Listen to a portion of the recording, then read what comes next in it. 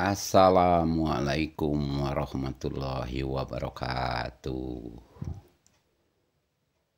Sahabatku yang budiman, mungkin setiap orang mendambakan rumah yang tenang, damai, asri gitu.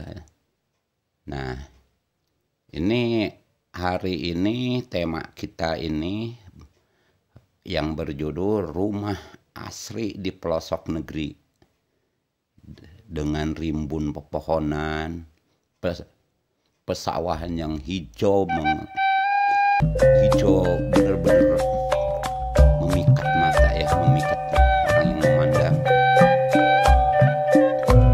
Walaupun di pelosok negeri ya, tapi rumah tersebut asri, benar-benar asri. Di halaman rumah dihiasi dengan bonsai-bonsai, buah naga. Bener-bener ini rumah yang sangat asri ya. Padahal rumah yang ini sebenarnya rumah sederhana ya, tapi ya dengan ditanami ya, dengan tanaman hias ya, bonsai, terus tanahnya itu dilapisi dengan rumput Jepang ya, pokoknya bikin memikat hati lah bener-bener. Inilah yang berjudul Rumah Idam, Rumah Asri di Pelosok Negeri.